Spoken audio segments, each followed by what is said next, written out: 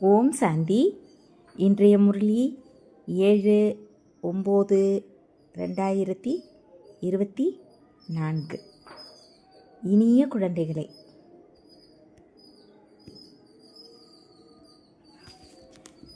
ஞானத்தின் மூன்றாவது கண் சதா திறந்து இருந்தால் மகிழ்ச்சியில் மெய் சிலிர்ப்பு ஏற்படும். மகிழ்ச்சியின் அளவு சதா உயர்ந்து இருக்கும். கேள்வி: இந்த நேரம் மனிதர்களின் பார்வை மிக பலவீனமாக இருக்கிறது. எனவே அவர்களுக்கு புரிய வைக்கும் உத்தி என்ன? பதில்: அவர்களுக்காக நீங்கள் மிகப்பெரிய சித்திரங்களை உருவாக்குங்கள். அதனால் அவர்கள் தொலைவிலிருந்தே பார்த்து புரிந்து கொள்ள முடியும். இந்த கால சக்கரத்தின் படம் மிக பெரியதாக இருக்க வேண்டும். இதுதான் குருடர்களின் முன்னால் உள்ள கண்ணாடி என்று தந்தை சொல்கிறார். கேள்வி: முழு உலகையும் தூய்மையாக்குவதற்கு யார் உங்களுக்கு உதவி செய்கிறார்? பதில்: இந்த இயற்கை சீற்றங்கள் உங்களுக்கு உதவி செய்கின்றன.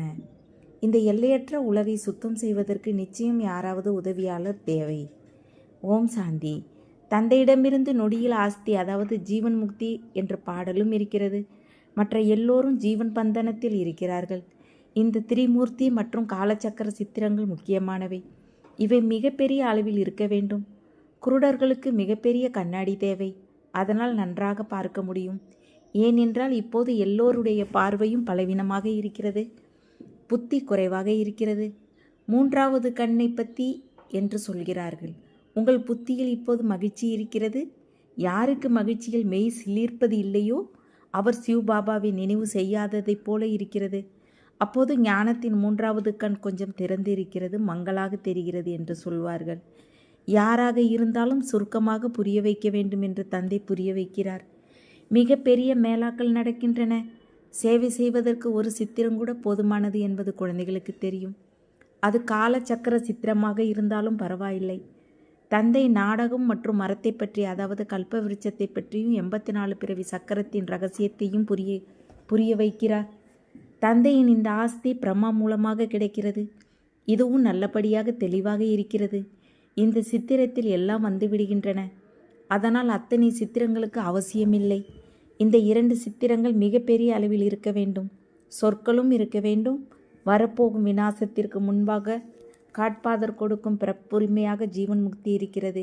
விநாசமும் நிச்சயம் நடக்க வேண்டும். நாடகத்தின் திட்டப்படி தானாகவே எல்லாவற்றையும் புரிந்து கொள்வார்கள். நீங்கள் புரிய வைப்பதற்கும் அவசியம் இல்லாமல் போகும். எல்லையற்ற தந்தையிடமிருந்து இந்த எல்லையற்ற ஆஸ்தி கிடைக்கிறது.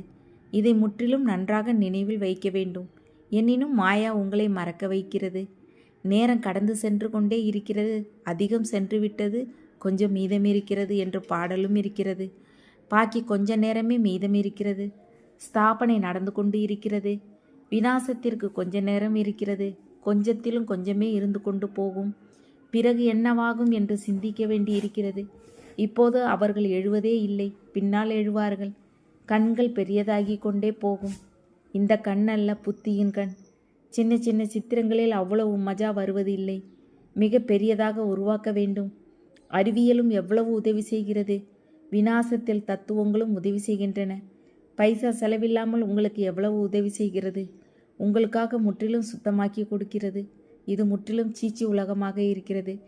அஜ்மீரில் சொர்க்கத்தின் நினைவு சின்னம் இருக்கிறது. இந்த தில்வாடா கோவில் ஸ்தாபனையின் நினைவு சின்னம். எனினும் எதையும் யாரும் புரிந்து கொள்வதே இல்லை. இப்போது நீங்கள் அறிவாளிகளாகி இருக்கிறீர்கள். விநாசம் ஏற்படும் என்பதை எங்களால் புரிந்து கொள்ள முடியவில்லை என்று மனிதர்கள் சொல்கிறார்கள்.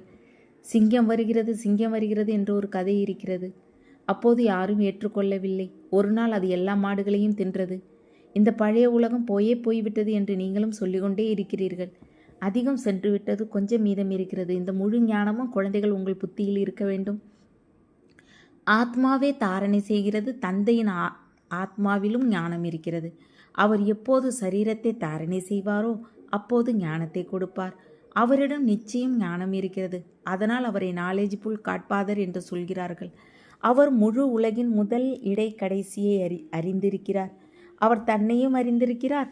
சிருஷ்டி சக்கரம் எப்படி சுற்றுகிறது என்பது ஞானம். அதனால் ஆங்கிலத்தில் நாலேஜ்ஃபுல் என்ற வார்த்தை மிக நன்றாக இருக்கிறது. அவர் மனித சிருஷ்டி வடிவ மரத்தின் விதை ரூபமாக இருக்கிறார். அவரிடம் முழு ஞானமும் இருக்கிறது. இதை நீங்கள் நம்பர்வார் முயற்சிக்கு தக்கபடி அறிந்திருக்கிறீர்கள். சிவபாபா ஞானம் நிறைந்தவராகவே இருக்கிறார். இது நல்லபடியாக புத்தியில் இருக்க வேண்டும். அதற்காக எல்லோருடைய புத்தியிலும் ஒரே மாதிரி தாரணை ஏற்படுவது கிடையாது. எழுதவும் செய்கிறார்கள், இருந்தும் தாரணை கொஞ்சம் கூட இல்லை. பெயருக்காக எழுதுகிறார்கள், அதை யாருக்கும் சொல்ல முடியவில்லை. வெறும் காகிதத்திற்கு சொல்கிறார்கள். காகிதம் என்ன செய்யும்? காகிதத்தால் யாரும் புரிந்து கொள்ள முடியாது. இந்த சித்திரத்தால் மிக நன்றாக புரிந்து கொள்வார்கள். மிகப்பெரிய ஞானமாக இருப்பதால் படமும் மிகப்பெரியதாக இருக்க வேண்டும். மிகப்பெரிய சித்திரத்தை பார்த்து நிச்சயம் இதில் ஏதோ ஒரு சாரம் இருக்கிறது என்று புரிந்து கொள்வார்கள். ஸ்தாபனை மற்றும் விநாசம் என்பது எழுதப்பட்டு இருக்கிறது. ராஜஸ்தானியின் ஸ்தாபனை, இது காட்பாதர் பிறப்புரிமை. ஜீவன் முக்தியின் மீது ஒவ்வொரு குழந்தைக்கும் உரிமை இருக்கிறது. எல்லோரும் ஜீவன் பந்தனத்தில் இருக்கிறார்கள். இவர்களை எப்படி ஜீவன் பந்தனத்திலிருந்து ஜீவன் முக்திக்கு அழைத்து செல்வது என குழந்தைகளின் புத்தி ஓட வேண்டும். முதலில் சாந்திதாமம் போவார்கள், பின்னர் சுகதாமம் போவார்கள். சுகதாமத்தை ஜீவன் முக்தி என்று சொல்கிறார்கள். குறிப்பாக இந்த சித்திரங்கள் மிக பெரியதாக இருக்க வேண்டும். இவை முக்கிய சித்திரங்கள், மிக பெரிய அளவில் இருக்க வேண்டும்.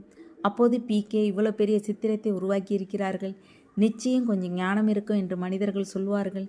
இங்கும் அங்கும் உங்களுடைய மிகப்பெரிய சித்திரங்களை வைத்தால் இவை என்ன என்று கேட்பார்கள். உங்களுக்கு புரிய வைப்பதற்காக இவ்வளோ பெரிய சித்திரங்களை உருவாக்கி இருக்கிறோம் என்று சொல்லுங்கள். இவர்களிடம் எல்லையற்ற ஆஸ்தி இருந்தது என்று இதில் தெளிவாக எழுதப்பட்டு இருக்கிறது. இது நேற்றைய விஷயம். இன்று அவர்கள் இல்லை. ஏனென்றால் 84 பிறவிகளை எடுத்து எடுத்து கீழே வந்து விட்டார்கள். சதோ பிரதானத்திலிருந்து தமோ பிரதானமாக மாறியே தீர வேண்டும். ஞானம் மற்றும் பக்தி பூஜைக்குரியவர்கள் மற்றும் பூஜாரிகளின் விளையாட்டு. பாதி பாதியாக முழு விளையாட்டும் உருவாக்கப்பட்டு இருக்கிறது. அதனால் அப்படி மிகப்பெரிய சித்திரங்களை உருவாக்க தைரியம் வேண்டும். சேவை செய்யவும் ஆர்வம் இருக்க வேண்டும். டெல்லியில் ஒவ்வொரு மூலையிலும் சேவை செய்ய வேண்டும். மேலாக்களுக்கு அதிகமான மனிதர்கள் போகிறார்கள். அங்கே உங்களுக்கு இந்த சித்திரங்களே காரியத்திற்கு வரும். திரிமூர்த்தியும் காலசக்கரமும் முக்கியமாக இருக்கின்றன. இது மிக நல்ல பொருள். இது குருடர்களின் முன்னால் கண்ணாடியைப் போல இருக்கிறது. குருடர்களுக்கு கல்வி கற்பிக்கப்படுகிறது. படிப்பது ஆத்மாதானே. எனினும் ஆத்மாவின் அவயங்கள் சிறிதாக இருப்பதால் அதற்கு பாடம் கற்பிக்க சித்திரங்கள் போன்றவற்றை காட்டுகிறார்கள். பிறகு கொஞ்சம் பெரியவரானதும் உலக வரைபடத்தை காட்டுகிறார்கள். பிறகு அந்த முழு வரைபடமும் புத்தியில் இருக்கிறது. இப்போது உங்கள் புத்தியில் நாடகத்தின் இந்த முழு சக்கரமும் இருக்கிறது. இத்தனை அனைத்து தர்மங்களும் இருக்கின்றன. நம்பர்வார் எப்படியெல்லாம் வருகிறார்கள், பிறகு செல்கிறார்கள். அங்கே ஒரே ஒரு ஆதி சனாதன தேவி தேவர் தர்மம் மட்டும் இருக்கிறது. அதை சொர்க்கம் ஹெவன் என்று சொல்கிறார்கள். தந்தையோடு யோகம் வைப்பதால் ஆத்மா பதித்தத்திலிருந்து பாவனமாக மாறிவிடுகிறது. பாரதத்தின் பழைய யோகம் பிரசித்தமாக இருக்கிறது. யோகம் என்றால் நினைவு. தந்தை என்னை நினைவு செய்யுங்கள் என்று தந்தையும் சொல்கிறார். என்னை நினைவு செய்யுங்கள் என்று லௌகீக தந்தைக்கு சொல்ல வேண்டியது இருப்பதில்லை.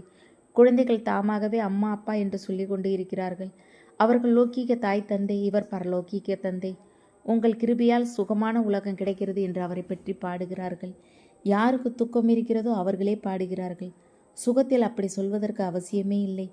துக்கமாக இருக்கும் பொழுது எல்லோரும் அழைக்கிறார்கள். இவர் தாய் தந்தையாக இருக்கிறார் என்பது இப்பொழுது நீங்கள் புரிந்திருக்கிறீர்கள். நாளுக்கு நாள் நான் உங்களுக்கு மிக ஆழமான விஷயங்களை சொல்கிறேன் என்று தந்தை சொல்கிறார். தாய் தந்தை என்று யாருக்கு சொல்லப்படுகிறது என்பது முன்னர் தெரிந்திருந்ததா என்ன?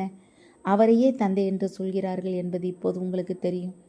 பிரம்மா மூலமாக பிதாவிடமிருந்து ஆஸ்தி கிடைக்கிறது. அம்மாவும் தேவைதானே? ஏனென்றால் குழந்தைகளை தத்தெடுக்க வேண்டும். இந்த விஷயங்கள் யாருடைய கவனத்திற்கும் வராது. இனிமேலும் இனிமையான குழந்தைகளை தந்தையை நினைவு செய்து கொண்டே இருங்கள் என்று தந்தை அடிக்கடி சொல்கிறார்.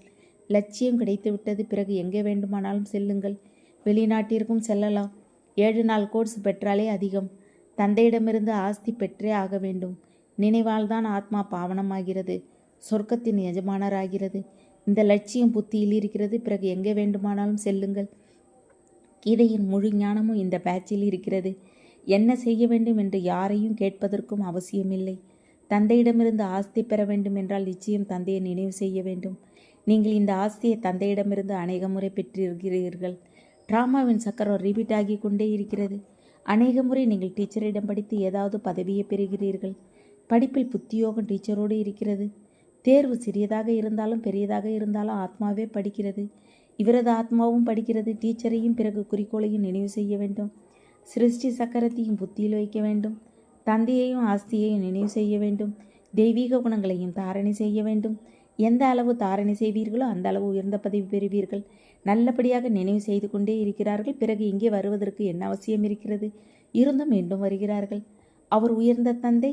அவரிடமிருந்து எவ்வளோ பெரிய எல்லையற்ற ஆஸ்தி கிடைக்கிறது. அவரை சந்தித்து விட்டு வருவோம் என நினைக்கிறார்கள். எல்லோரும் மந்திரத்தை எடுத்து வருகிறார்கள். உங்களுக்கு மிகப்பெரிய மந்திரம் கிடைக்கிறது. ஞானமும் முழுவதும் நல்லபடியாக புத்தியில் இருக்கிறது. அழியும் வருமானத்திற்கு பின்னால் நேரத்தை அதிகமாக வீணாக்கக்கூடாது என்பதை இப்பொழுது குழந்தைகள் நீங்கள் புரிந்திருக்கிறீர்கள். அவை எல்லாம் மண்ணோடு மண்ணாக போய்விடும். தந்தைக்கு ஏதாவது தேவையா என்ன? எதுவும் இல்லை. நீங்கள் செலவு எதையாவது செய்தாலும் உங்களுக்காகவே செய்கிறீர்கள். இதில் பைசா கூட செலவு கிடையாது. யுத்தம் செய்வதற்காக வெடிகுண்டுகளையோ அல்லது பீரங்கி வண்டிகளையோ வாங்க வேண்டியதில்லை. எதுவும் செய்ய வேண்டியதில்லை. நீங்கள் யுத்தம் செய்தாலும் முழு உலகத்திலிருந்து மறைமுகமாக இருக்கிறீர்கள்.